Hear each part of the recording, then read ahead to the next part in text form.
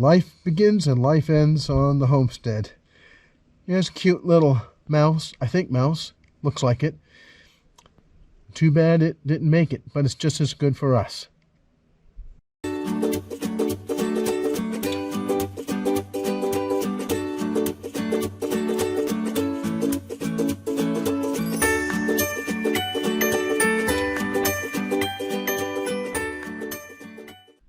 Well, Irene's been down in the studio working on molds for the past couple of hours while I've been up here working on the car. Now, to bring you up to speed, several months ago, a lot of months ago, I had a failure in our Range Rover. This unit, which is the heating, air conditioning, and ventilation control unit, stopped working. And I bought a new one. Well, not new. I bought a reconditioned one. I installed the reconditioned unit and it didn't work. Well, we did have a couple of segments in the display show up, but it didn't turn on the fans, wouldn't turn on the air conditioner. Basically, nothing worked that I tried. And that was a major disappointment because based on everything I'd seen and all the evaluation I'd done, the problem was in this control unit. Well, that's not the case, I don't think. Now, you'd think if you blow the horn in a modern car, that it just has a switch that connects the horn to the battery. And that's not the case here. The control system for the Range Rover was designed starting about 1978. I worked on that project. It was for Robert Bosch. The idea was to replace the heavy-duty wiring that was in cars with lighter-weight data communications cables that could reduce the weight and reduce the wiring complexity. And it started working, but it took another 5 years to get that technology to work well enough for Bosch to field it in actual cars. The Range Rover uses a bunch of computers.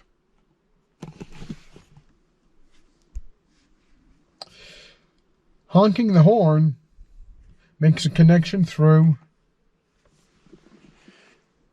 this unit. Well, not through this unit specifically, but it goes to what's called a body control module that's hidden either under the dash or in the console here, or maybe under the seat. I'm not sure which one for this model year yet, but I'll figure that out. The idea is that you don't run heavy-duty wires, you just run data cables. And that's a great idea. So to honk this horn, it goes from the steering wheel on a wire down to the body control module that then controls a signal elsewhere in the electronics to connect the horn up to make it actually sound. That's great. But what happens if that body control module fails? Well, that's really what I've been trying to figure out is I could either have a bad body control module, I could have bad wiring, or I could still have a bad control unit for the heating, air conditioning, and ventilation. So how do you figure that out? Well, I talked to my good friends at Range Rovers down in Scottsdale, Arizona. It's about 150 miles from here. I've used them for many, many years to deal with a lot of different problems, but their shop rate is $180 an hour. And it's a minimum of 3 hours to diagnose the electronics in this car, which is $600 by the time you're done paying tax and everything else. That's a lot of money. When you're on a fixed income like us, not spending $600 to just figure out, is there a problem? Where is there a problem? If they can even figure that out, is a good idea. I'd planned to take the car down to the Range Rover dealer, but the problem is this $180 and 3 hours minimum. Oh, by the way, I'd have to leave my car there overnight, or maybe 2 days or 3 days until they could get to it, which means a rental car from Scottsdale back up here, or have Irene drive down. It's just not cost effective. It's too much time, too much money. So my plan actually had been for Range Rover to use their special tool to diagnose the system.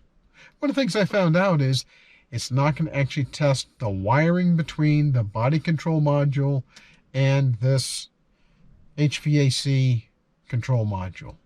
Now, how do I figure out what's going on? I don't want to spend multiple $1,000s for a specialized test tool that I can only use with this car. Well, I spent a lot of time reading through the manuals and checking things out, and it turns out that the body control module does almost everything in terms of routing signals to the various modules. Now, there's an engine control module that controls the engine. There's a transmission control module that controls the transmission. There's other control modules that control other functions. And then there's this HVAC display unit. Well, it could be that the display unit is still faulty even though I bought a reconditioned one. It's also possible that the body control module is not working. Or it could be the wiring. How do I test that? Well, it looks like all the basic functions of this car goes through the body control module. So I started up the car, honked the horn, and it worked. And I ran the windshield wipers, and they worked. And I turned on the headlights, and they worked. And the turn signals worked. Everything worked in this car, which tells me the body control module itself is not completely dead. Now, maybe it is dead to the HVAC module, but I think that's unlikely. I was in electronics for a very long time. I was responsible for building semiconductor products. I was responsible for groups that tested them. And I know that typically something like a body control module, if it's going to fail, is going to fail in more catastrophic ways than what this one's distributing. I tested all of the functions I could, and they all work, which tells me that probably the body control module is just fine. And probably the inputs and outputs that go to this HVAC unit are fine too. What are the chances that two HVAC control units are defective? And that's a bit of a pig in a poke. Could be either one. But I do know that there have been some mechanics who have reported that the wiring in this car is prone to failures. So I think what I'm going to have to do now is take the dash apart. There's a lot of stuff to take apart in this dash. Well, I have to figure out where the BCM is, body control module, is in the car first. If it's just under the dashboard and is accessible, this means I can plug in my multimeter to go between the HVAC module and the body control module. And that will allow me to determine if there's a problem. Well, I could also have the BCM here in this center console. Either one will work just fine. Now, if I have to get under the seat to get at it, that's going to be a lot more work. Well, maybe I may have to take the dash apart. Now, my alternative is to see if I can buy a used harness to go from this HVAC unit to the body control module. I'm going to see what the price is for that, because it'd be a whole lot easier to just swap them out if that's viable. Or it's also possible that there's some corrosion on the plugs and I just need to clean that up. Either way, it's going to be some work. It's not difficult. It's just time and having the patience to go through each little piece. Well, it's time to go see what's going on down in the studio with Irene. And we'll get back to this later on this week, next week, sometime soon. Okay, time to go in the vulcanizer. There it is in the corner. Right there. And this is a metal shear. And the reason it's covered is because I want to keep it from rusting. So, first thing I do is take this out. And I need to open it enough so I have easy access. You don't want to be mushing your fingers in there because this is 194 degrees or so. Now, I have the mold frame with the two molds. I have a bottom plate, I have a top plate. This keeps it from gluing itself to anything. It goes in here. When I get to the point where I'm almost touching the vulcanizer, I switch to a pusher of some sort. This just happens to be a scrap of metal that was sitting over here next to the shear. I make sure it's all the way in. And then I screw it down. Now, I don't go insane. I'm gently closing it. Now you'll notice the two lights are now on. That means that it's starting to heat up. It'll take a minute or two to heat up to the temperature it should be at again. And then it will start cooking. So, now we set the timer for each one of those molds. You'll notice is the same size. And I do that on purpose. If you did different sizes, you wouldn't be able to squish them appropriately. So they need to be squished equally and cooked equally. So see you in about an hour.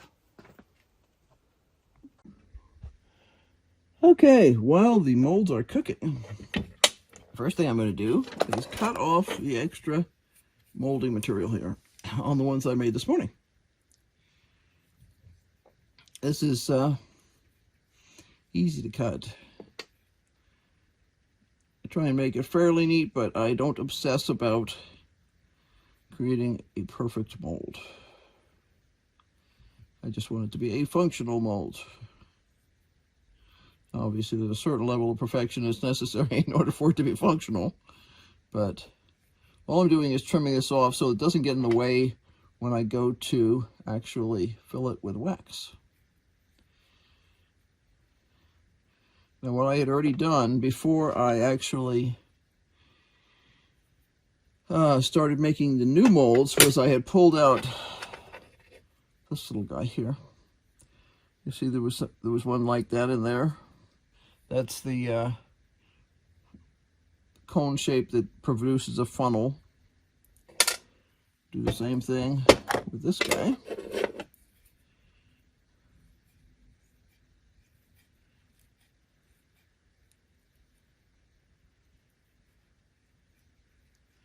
And this just makes it a lot easier. If some of the clamps that are used for doing wax actually are just a little, like, fractionally wider than that, and if you had this extra lump on the outside, you couldn't put them into those clamps. So I want the outside to be relatively flush. Does not have to be perfect. Obviously, there's a little lip there. Snip.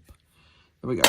Now, the next step, I could trim this off. This just was a little bit of extra that flowed over the outside of the little cone that was there. See that? There was a cone in there too. For slightly different shaped cones, I usually choose them based on the size of the piece that's in the mold and also the size of the frame, and if I'm squishing things a little bit and trying to make things work, you know, that sort of thing. Because my goal is to make it work. That is the entire purpose of this process. I can tell this is a little dull.